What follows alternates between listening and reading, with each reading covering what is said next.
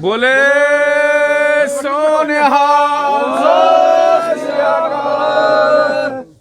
बस बस ਅਸੀਂ ਕਰ ਲੈਂਦੇ ਹੁਣ ਚਲੋ ਜੀ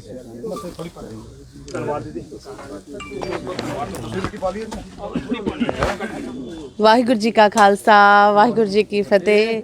ਇਕਬਾਣੀ ਚੈਨਲ ਵੇਖਣ ਵਾਲੇ ਸਾਰੇ ਦਰਸ਼ਕਾਂ ਦਾ ਸਵਾਗਤ ਹੈ ਤੇ ਦਰਸ਼ਕੋ ਮੈਨੂੰ ਉਮੀਦ ਹੈ ਤੁਸੀਂ ਸਾਰੇ ਆਪਣੇ ਘਰਾਂ ਦੇ ਵਿੱਚ ਬਿਲਕੁਲ ਠੀਕ ਠਾਕ ਹੋਵੋਗੇ ਪਰਮਾਤਮਾ ਵਾਹਿਗੁਰੂ ਦੀ ਮਿਹਰ ਦੇ ਨਾਲ।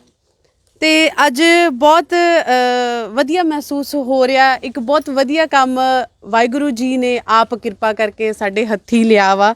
ਔਰ ਲੇਕਿਨ ਇਹ ਸੇਵਾ ਜਿਹੜੀ ਇਹ ਵੀਰ ਜੀ ਹੋਣਾ ਰਹੀ ਇਹਨਾਂ ਵੀਰਾਂ ਦੇ ਰਾਹੀਂ ਕੀਤੀ ਗਈ ਹੈ, ਬਹੁਤ ਵੱਡੀ ਸੇਵਾ। ਜਿੱਦਾਂ ਮੈਂ ਕੈਪਸ਼ਨ ਦੇ ਵਿੱਚ ਵੀ ਲਿਖਿਆ ਕਿ ਇੱਕ ਰੁੱਖ ਤੇ 100 ਸੁੱਖ। ਆਪਾਂ ਦੁਨਿਆਵੀ ਹੋਰ ਵੀ ਬਥੇਰੇ ਕੰਮ ਕਰਦੇ ਆ, ਸਾਡੇ ਜਿਹੜੇ ਸਿੱਖ ਨੌਜਵਾਨ ਵੀਰ ਨੇ, ਸਾਡੇ ਬਜ਼ੁਰਗ ਨੇ, ਨਾਲ ਦੇ ਨਾਲ ਸਾਡੀ ਗੁਰਸਿੱਖੀ ਦਾ ਗੁਰਮਤ ਦਾ ਪ੍ਰਚਾਰ ਤੇ ਕੀਤਾ ਜਾ ਹੀ ਰਿਹਾ।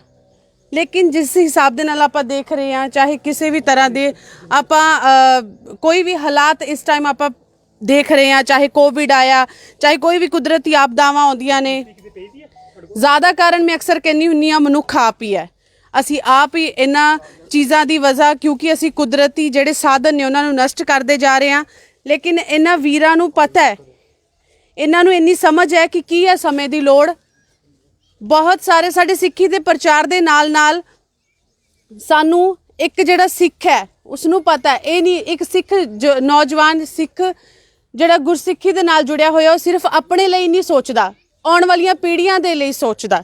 ਹੁਣ ਇਹ ਜਿਹੜਾ ਰੁੱਖ ਲਗਾ ਰਹੇ ਨੇ ਵੀਰ, ਇਹ ਰੁੱਖ ਭਾਵੇਂ ਇਹਨੂੰ ਬਹੁਤ ਸਾਲ ਲੱਗ ਜਾਣਗੇ, ਇਹਨਾਂ ਨੂੰ ਪਤਾ ਇਹਨਾਂ ਰੁੱਖਾਂ ਦੀ ਛਾਂ, ਇਹਨਾਂ ਬੂਟਿਆਂ ਦੀ ਛਾਂ ਇਹਨਾਂ ਨੇ ਨਹੀਂ ਲੈਣੀ, ਇਹਨਾਂ ਬੂਟਿਆਂ ਦੀ ਛਾਂ ਆਉਣ ਵਾਲੀ ਪੀੜ੍ਹੀ ਨੇ ਲੈਣੀ ਆ। ਤਾਂ ਕਿਉਂ ਨਾ ਇਹਨਾਂ ਨੂੰ ਪਤਾ ਕਿ ਆਉਣ ਵਾਲੀ ਪੀੜ੍ਹੀ ਦੇ ਲਈ ਕੁਝ ਚੰਗਾ ਕਰਕੇ ਜਾਈਏ, ਕਿ ਸਾਡੀਆਂ ਪੀੜ੍ਹੀਆਂ ਜੋ ਅਸੀਂ ਗਲਤੀਆਂ ਕਰ ਗਏ ਆ, ਹੁਣ ਕੁਦਰਤੀ ਆਪਦਾਵਾਂ ਸਾਡੇ ਉੱਤੇ ਆ ਰਹੀਆਂ ਨੇ, ਸਾਡੀਆਂ ਗਲਤੀਆਂ ਦੇ ਕਰਕੇ ਅਸੀਂ ਕੁਦਰਤੀ ਸਾਧਨਾਂ ਨੂੰ ਨਸ਼ਟ ਕਰਦੇ ਜਾ ਰਹੇ ਹਾਂ। ਲੇਕਿਨ ਇਹਨਾਂ ਨੂੰ ਪਤਾ ਹੈ ਕਿ ਆਉਣ ਵਾਲੀ ਪੀੜ੍ਹੀ ਦੇ ਲਈ ਕੀ ਚੰਗਾ ਹੈ। ਔਰ ਮੈਂ ਕਹਿੰਦੀ ਹਾਂ ਕਿ ਬਹੁਤ ਬਹੁਤ ਵੱਡਾ ਉਪਰਾਲਾ ਹੈ, ਬਹੁਤ ਸੋਹਣਾ ਉਪਰਾਲਾ ਹੈ ਕਿ ਰੁੱਖ ਲਗਾਏ ਜਾ ਰਹੇ ਹਨ। ਕਿਉਂਕਿ ਜਿਸ ਹਿਸਾਬ ਦੇ ਨਾਲ ਆਪਾਂ ਦੇਖ ਰਹੇ ਹਾਂ, ਜਿਹੜੀ ਦੁਨੀਆ ਨਾਲ ਦੀ ਨਾਲ ਜਿਹੜੀ ਤਰੱਕੀ ਕਰਦੇ ਜਾ ਰਹੇ ਹਾਂ, ਅਸੀਂ ਟੈਕਨੋਲੋਜੀ ਵੱਧਦੀ ਜਾ ਰਹੀ ਹੈ, ਉੱਥੇ ਕਿਤੇ ਨਾ ਕਿਤੇ ਅਸੀਂ ਕੁਦਰਤੀ ਸਾਧਨਾਂ ਨੂੰ ਨਸ਼ਟ ਕਰਦੇ ਜਾ ਰਹੇ ਹਾਂ। ਪਰ ਬਹੁਤ ਮਿਹਨਤ ਕੀਤੀ, ਅਸੀਂ ਕਾਫੀ ਟਾਈਮ ਤੋਂ ਇੱਥੇ ਖੜੇ ਹੋਏ ਹਾਂ। ਵੀਰਾਂ ਨੇ ਬਹੁਤ ਵਧੀਆ ਤਰੀਕੇ ਦੇ ਨਾਲ ਜ਼ਮੀਨ ਨੂੰ ਸਾਫ਼ ਕੀਤਾ, ਨੀਚੇ ਬਹੁਤ ਜ਼ਿਆਦਾ ਪਲਾਸਟਿਕ ਸੀ। ਇਹਨਾਂ ਨੂੰ ਪਤਾ ਹੈ ਕਿ ਇੱਥੇ ਪਲਾਸਟਿਕ ਦੇ ਵਿੱਚ ਜਿਹੜਾ ਬੂਟੇ ਦਾ ਉੱਗਣਾ ਔਖਾ, ਤੇ ਇਸ ਕਰਕੇ ਉਹਨਾਂ ਨੇ ਪੂਰਾ ਚੰਗੇ ਤਰੀਕੇ ਦੇ ਨਾਲ ਉਹਨੂੰ ਸਾਫ਼ ਕੀਤਾ। ਹੁਣ ਥਾਂ ਥਾਂ ਤੇ ਇਹ ਸਾਰੇ ਵੀਰ ਬਜ਼ੁਰਗ ਵੀ ਨਾਲ ਲੱਗੇ ਹੋਏ ਨੇ, ਬਹੁਤ ਵਧੀਆ ਉਪਰਾਲਾ ਕੀਤਾ ਗਿਆ। ਆਪਾਂ ਇਹਨਾਂ ਨੂੰ ਇਸ ਉਪਰਾਲੇ ਦੇ ਲਈ ਵਧਾਈ ਦਿੰਦੇ ਹਾਂ, ਕਿਉਂਕਿ ਕਿਹਾ ਜਾਂਦਾ ਹੈ ਨਾ ਕਿ ਅਗਰ ਤੁਸੀਂ ਕੁਦਰਤ ਦੀ ਸਾਂਭ ਕਰ ਲੋਗੇ, ਕਿਉਂਕਿ ਕੁਦਰਤ ਦੇ ਵਿੱਚ ਹੀ ਪਰਮਾਤਮਾ ਹੈ, ਅਗਰ ਕੁਦਰਤ ਦੀ ਸਾਂਭ ਕਰਦੇ ਹੋ ਤਾਂ ਤੁਸੀਂ ਪਰਮਾਤਮਾ ਦੇ ਨਾਲ ਆਪਣੀ ਅਟੈਚਮੈਂਟ, ਆਪਣਾ ਪਿਆਰ ਹੈ ਜਿਹੜਾ ਆਟੋਮੈਟਿਕਲੀ ਪਾ ਲਓਗੇ। ਤੇ ਇਹ ਜਿਹੜਾ ਉਪਰਾਲਾ ਹੈ ਇਕੋ ਸਾਈਕਲਿਸਟ ਫਾਊਂਡੇਸ਼ਨ ਹੈ ਜਿਹੜੀ, ਉਹਨਾਂ ਦੇ ਵੱਲੋਂ ਇਹ ਵਿੱਢਿਆ ਗਿਆ, ਬਹੁਤ ਵਧੀਆ ਉਪਰਾਲਾ ਕੀਤਾ ਗਿਆ। ਉਹਨਾਂ ਦੇ ਨਾਲ ਨੌਜਵਾਨਾਂ ਨੂੰ, ਬਜ਼ੁਰਗਾਂ ਨੂੰ ਉਹਨਾਂ ਨੇ ਨਾਲ ਲੈ ਕੇ, ਨਾਲ ਜੋੜ ਕੇ ਇਹ ਉਪਰਾਲਾ ਕੀਤਾ। ਤੇ ਆਪਾਂ ਜਿਹੜੇ ਉਹਨਾਂ ਦੇ ਮੁੱਖ ਸੇਵਾਦਾਰ ਨੇ ਜਿਨ੍ਹਾਂ ਦੇ ਰਾਹੀਂ ਇਹ ਸਾਰਾ ਉਪਰਾਲਾ ਕੀਤਾ ਗਿਆ, ਉਹਨਾਂ ਦੇ ਨਾਲ ਗੱਲਬਾਤ ਕਰਾਂਗੇ। ਸਰਦਾਰ ਹਰਪਿਆਰ ਸਿੰਘ ਜੀ ਸਾਡੇ ਨਾਲ ਨੇ ਜੀ। ਵਾਹਿਗੁਰੂ ਜੀ ਕਾ ਖਾਲਸਾ ਵਾਹਿਗੁਰੂ ਜੀ ਕੀ ਫਤਿਹ। ਸਭ ਤੋਂ ਪਹਿਲਾਂ ਤਾਂ ਤੁਹਾਡੇ ਇਸ ਉਪਰਾਲੇ ਦੇ ਲਈ ਆਪਾਂ ਤੁਹਾਨੂੰ ਬਹੁਤ ਬਹੁਤ ਵਧਾਈ ਦਿੰਦੇ ਹਾਂ। ਬਹੁਤ ਵਧੀਆ ਉਪਰਾਲਾ ਕੀਤਾ ਤੁਸੀਂ ਇਹ, ਕਿ ਆਉਣ ਵਾਲੀ ਪੀੜ੍ਹੀਆਂ ਦੇ ਲਈ ਸੋਚਿਆ, ਕੁਦਰਤੀ ਸੰਸਾਧਨਾਂ ਨੂੰ ਬਚਾਉਣ ਦੇ ਬਾਰੇ ਵਿੱਚ ਸੋਚਿਆ। ਅਸੀਂ ਅਕਸਰ ਦੇਖਦੇ ਹਾਂ ਤੁਹਾਡੇ ਰਾਹੀਂ ਇਹੋ ਜਿਹੀਆਂ ਮੁਹਿੰਮਾਂ ਜਿਹੜੀਆਂ ਚਲਾਈਆਂ ਜਾਂਦੀਆਂ ਨੇ ਸਮੇਂ-ਸਮੇਂ ਤੇ, ਕਿਉਂਕਿ ਪਤਾ ਕਿ ਸਮੇਂ ਦੀ ਹੁਣ ਲੋੜ ਹੈ। ਜੀ ਵੀਰ ਜੀ, ਕੀ ਤੁਹਾਡਾ ਮੇਨ ਟੀਚਾ ਹੈ, ਕਿਸ ਤਰ੍ਹਾਂ ਦੇ ਨਾਲ ਤੁਸੀਂ ਸੇਵਾਵਾਂ ਦੇ ਰਹੇ ਹੋ? ਹਾਂਜੀ, ਪਹਿਲੇ ਤਾਂ ਗੁਰੂ ਦੀ ਦਿੱਤੀ ਸਾਂਝ, ਫਤਿਹ ਦੀ ਸਾਂਝ ਪਾਈਏ। ਵਾਹਿਗੁਰੂ ਜੀ ਕਾ ਖਾਲਸਾ ਵਾਹਿਗੁਰੂ ਜੀ ਕੀ ਫਤਿਹ। ਇੱਕ ਚੀਜ਼ ਮੈਂ ਕਲੀਅਰ ਕਰਦਾ ਜੀ, ਮੈਂ ਮੁੱਖ ਸੇਵਾਦਾਰ ਕੋਈ ਨਹੀਂ, ਮੈਂ ਇੱਕ ਸਿਰਫ ਸੇਵਾਦਾਰ ਹਾਂ। ਇਹਨਾਂ ਸਾਰਿਆਂ ਦੇ ਬਦੌਲਤ ਸਾਨੂੰ ਮੌਕਾ ਮਿਲ ਜਾਂਦਾ ਹੈ ਰੁੱਖਾਂ ਦੀ ਸੇਵਾ ਕਰਨ ਦਾ। ਗੁਰੂ ਸਾਹਿਬ ਨੇ ਕੁਝ ਹੁਕਮ ਕੀਤਾ, ਸਾਡੇ ਮਨ 'ਚ ਆ ਗਿਆ ਚਲੋ ਇਸ ਵਾਰ ਅਸੀਂ ਰੁੱਖਾਂ ਦੇ ਸਾਈਡ ਚਲੇ ਜਾਈਏ। ਅਸੀਂ ਸਾਡਾ ਬੇਸਿਕਲੀ ਸਾਈਕਲਿੰਗ ਐਂਡ ਰਨਿੰਗ ਦਾ ਜਿਹੜਾ ਸਾਡਾ ਫਾਊਂਡੇਸ਼ਨ ਹੈ, ਸਾਈਕਲਿੰਗ ਐਂਡ ਰਨਿੰਗ ਕਰਦੀ ਹੈ, ਯੂਥ ਨੂੰ ਨਾਲ ਜੋੜਦੀ ਹੈ। ਇਸ ਵਾਰ ਅਸੀਂ ਕੋਸ਼ਿਸ਼ ਕੀਤੀ ਕਿ ਕੋਵਿਡ ਦੀ ਵਜ੍ਹਾ ਨਾਲ ਬਹੁਤ ਸਾਰਾ ਪ੍ਰੋਬਲਮ ਪੂਰੇ ਦੇਸ਼ ਭਰ, ਪੂਰੇ ਸੰਸਾਰ 'ਚ ਚੱਲ ਰਿਹਾ, ਕਿਉਂ ਨਾ ਰੁੱਖਾਂ ਲਗਾਈਆਂ ਜਾਣ। ਅੱਜ ਅਸੀਂ ਲਗਾਵਾਂਗੇ ਤੇ ਕੱਲ ਸਾਡੇ ਬੱਚੇ ਜਾਂ ਉਹਨਾਂ ਦੇ ਬੱਚੇ ਇਹਨਾਂ ਦਾ ਲਾਹਾ ਮਾਣ ਪਾਉਣਗੇ। ਜੀ ਬਿਲਕੁਲ। ਤੇ ਕੋਸ਼ਿਸ਼ ਕੀਤੀ ਕਿ ਅਸੀਂ ਨੀਮ ਦਾ ਪਲਾਂਟ ਚੁਣ ਲਿਆ। ਨੀਮ ਦਾ ਪਲਾਂਟ ਇੱਕ ਐਸਾ ਪਲਾਂਟ ਹੈ ਜਿਹੜਾ ਵਰਲਡ ਦੂਸਰੇ ਨੰਬਰ ਤੇ ਆਂਦਾ ਹੈ ਆਕਸੀਜਨ ਜ਼ਿਆਦਾ ਦੇਣ ਤੇ। ਪਹਿਲੇ ਨੰਬਰ ਤੇ ਪਿੱਪਲ ਆਂਦਾ, ਬੋਹੜ ਦਾ ਬੂਟਾ ਜਿਸ ਨੂੰ ਕਹਿੰਦੇ ਨੇ, ਜਿਹੜਾ ਨੈਸ਼ਨਲ ਟਰੀ ਵੀ ਹੈ ਇੰਡੀਆ ਦਾ। ਦੂਸਰੇ ਨੰਬਰ ਤੇ ਨੀਮ ਹੈ, ਜਿਹੜਾ 24 ਘੰਟੇ ਤੋਂ 18 ਘੰਟੇ ਆਕਸੀਜਨ ਦਿੰਦਾ ਹੈ ਔਰ ਇਹ ਮੈਡੀਸਨਲ ਵੈਲਿਊ ਇਸਦੀ ਬਹੁਤ ਜ਼ਿਆਦਾ ਹੈ। ਜਿਹੜਾ ਵੀ ਇਸ ਬੂਟੇ ਦੇ ਕੋਲੋਂ ਬੈਠ ਜਾਏ 10 ਮਿੰਟ, ਖੜ ਜਾਏ ਜਾਂ ਇਹਦਾ ਪੱਤਾ ਤੋੜ ਕੇ ਖਾ ਜਾਏ, ਉਸ ਨੂੰ ਬਹੁਤ ਸਾਰੀਆਂ ਬਿਮਾਰੀਆਂ ਤੋਂ ਮੁਕਤ ਹੋ ਜਾਂਦਾ ਉਹ। ਤੇ ਅਸੀਂ ਗੁਰੂ ਘਰਾਂ ਨੂੰ, ਗੁਰੂ ਸਾਹਿਬ ਨੇ ਸੋਝੀ ਦਿੱਤੀ ਕਿ ਗੁਰੂ ਘਰਾਂ ਨੂੰ ਪਹਿਲੇ ਚੁਣੋ, ਪਹਿਲੇ ਗੁਰੂ ਘਰਾਂ 'ਚ ਲਗਾਓ।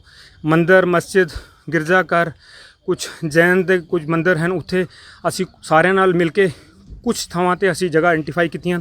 ਆਉਣ ਵਾਲੇ ਸਮੇਂ ਦੇ ਵਿੱਚ ਉਹਨਾਂ ਜਗ੍ਹਾ ਤੇ ਲਗਾਵਾਂਗੇ।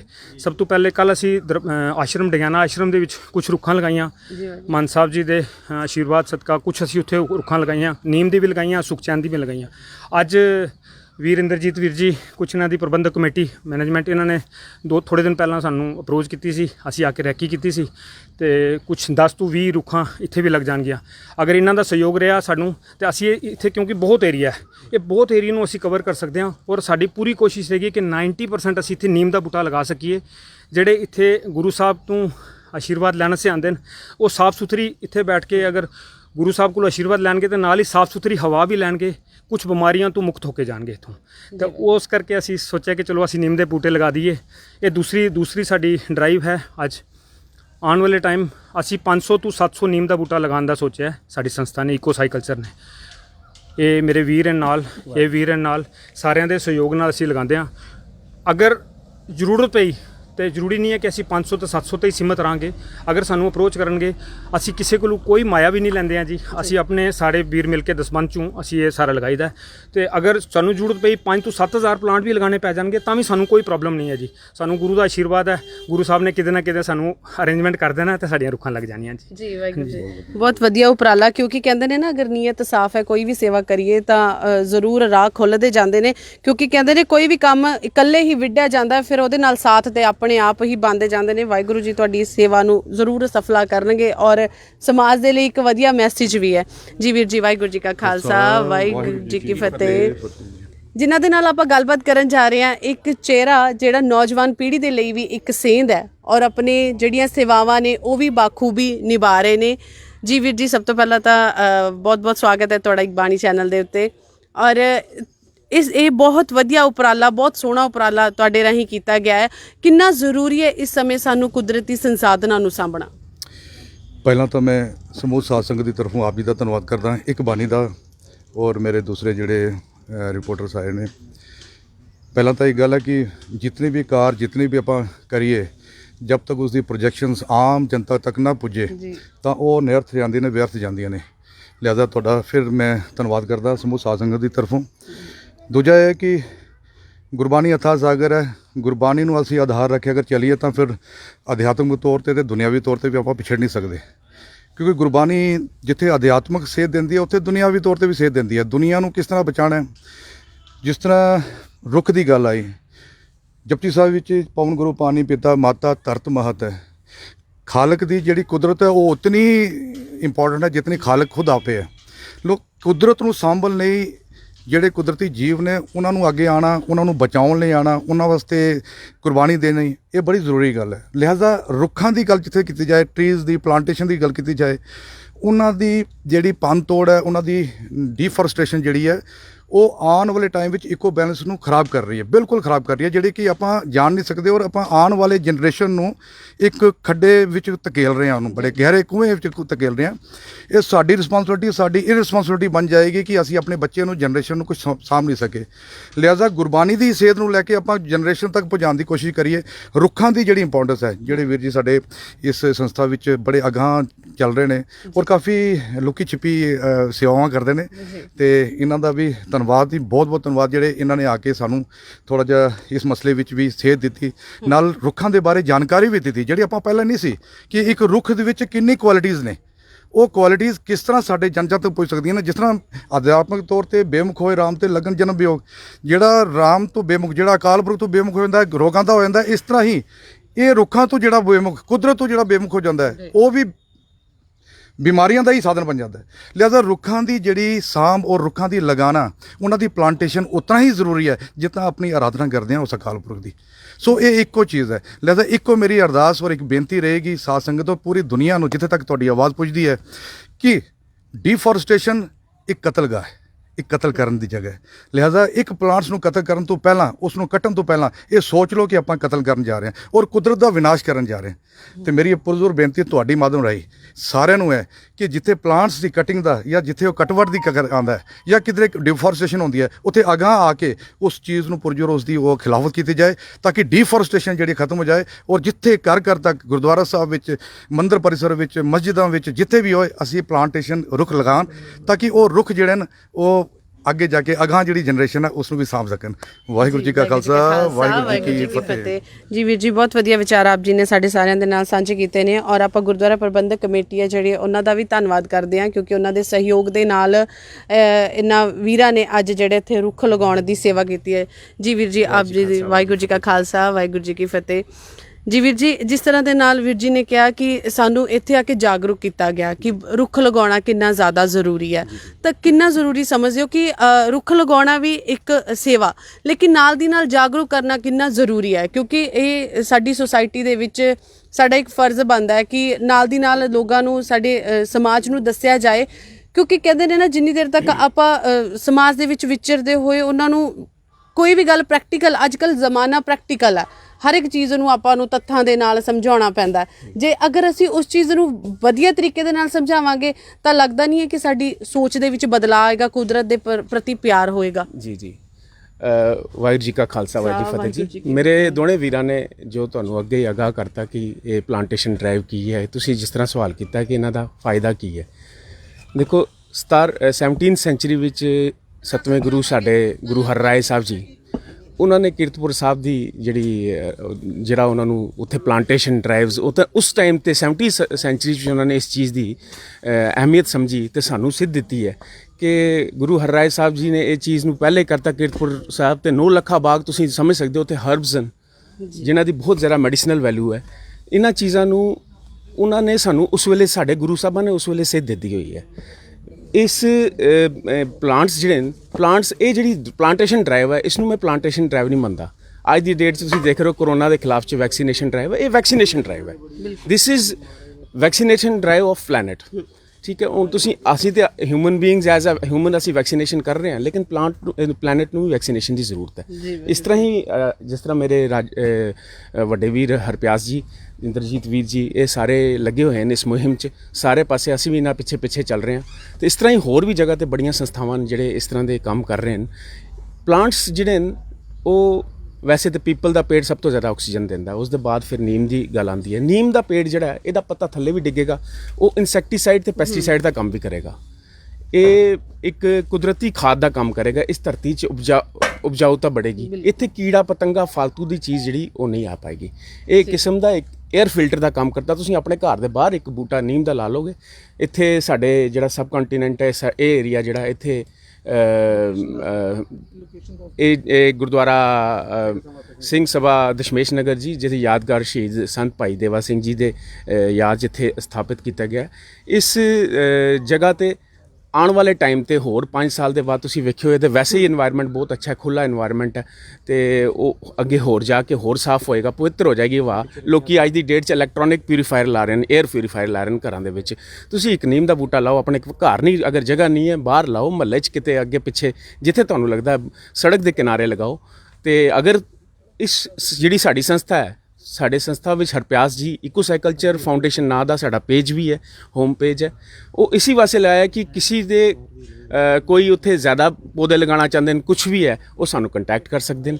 ਉਸ ਦੇ ਰਾਹੀਂ ਅਸੀਂ ਉਹਨਾਂ ਦੇ ਨਾਲ ਆ ਕੇ ਉੱਥੇ ਜਾ ਕੇ ਪੂਰੇ ਸਾਡੇ ਨਾਲ ਪੂਰੀ ਬਹੁਤ ਨੌਜਵਾਨਾਂ ਦੀ ਬਹੁਤ ਵੱਡੀ ਇੱਕ ਫੌਜ ਹੈ ਜਿਹੜੇ ਇਹਨਾਂ ਚੀਜ਼ਾਂ ਦੇ ਉੱਪਰ ਤਤਪਰ ਹਨ। ਅੱਜ ਦੀ ਡੇਟ 'ਚ ਇਹ ਚੀਜ਼ ਜਿਹੜੀ ਹੈ, ਇਸ ਦੀ ਤਰਫ ਤੁਸੀਂ ਨੌਜਵਾਨਾਂ ਨੂੰ ਲੈ ਕੇ ਜਾਓਗੇ ਤਾਂ ਡਰੱਗਸ ਤੋਂ ਵੀ ਬਚਾਓਗੇ। ਬਹੁਤ ਸੀ ਹੋਰ ਚੀਜ਼ਾਂ ਜਿਹੜੀਆਂ ਕੁਰੀਤੀਆਂ ਆ ਚੁੱਕੀ ਦੀਆਂ ਸਮਾਜ ਦੇ ਵਿੱਚ, ਉਸ ਤੋਂ ਬੱਚਿਆਂ ਨੂੰ ਬਚਾਓਗੇ। ਇਸ ਤਰ੍ਹਾਂ ਸਾਡਾ ਇਹ ਜਿਹੜਾ ਅਸੀਂ ਅਰਦਾਸ ਕਰਦੇ ਹਾਂ ਉਸ ਅਕਾਲ ਪੁਰਖ ਅੱਗੇ ਕਿ ਇਹ ਜਿਹੜੀ ਮੁਹਿੰਮ ਚੱਲੀ ਹੈ 500 ਤੋਂ 700 ਅਸੀਂ 2021 ਵਿੱਚ ਲਗਾਉਣ ਦੇ ਸੋਚੇ ਨੇ, ਇਹ ਜਿਹੜੇ ਹੁਣ ਬਾਕੀ ਦੇ ਮਹੀਨੇ ਬੱਚੇ ਨੇ, ਅਤੇ ਉਸ ਤੋਂ ਅੱਗੇ ਵੀ ਅਸੀਂ ਜਾਵਾਂਗੇ। ਇਸ ਤਰ੍ਹਾਂ ਹੀ ਚੱਲਦਾ ਰਹੇਗਾ। ਸਾਡੇ ਵੀਰ ਹਰਪਿਆਸ ਜੀ ਸਾਨੂੰ ਲੀਡ ਕਰਦੇ ਰਹਿਣਗੇ, ਇਸ ਤਰ੍ਹਾਂ ਹੀ ਅਸੀਂ ਉਹਨਾਂ ਦੇ ਨਾਲ ਹੁਣ ਇਸ ਤਰ੍ਹਾਂ ਇੱਕ ਇਵੈਂਟ ਸਾਡਾ ਹੋਰ ਆਉਣ ਵਾਲਾ, ਇਸ ਜਿਹੜਾ ਇੰਡੀਪੈਂਡੈਂਸ ਡੇ ਹੈ, ਕਿਉਂਕਿ ਸਰਬਤ ਦਾ ਭਲਾ ਅਤੇ ਸਰਬਤ ਨੂੰ ਲੈ ਕੇ ਚੱਲਣਾ ਹੈ। ਕੋਈ ਇੱਕ, ਜਿਸ ਤਰ੍ਹਾਂ ਇੱਕ ਰੁੱਖ ਦੀ ਹਰ ਇੱਕ ਰੁੱਖ ਦੀ ਆਪਣੀ ਇੱਕ ਅਹਿਮੀਅਤ ਹੈ।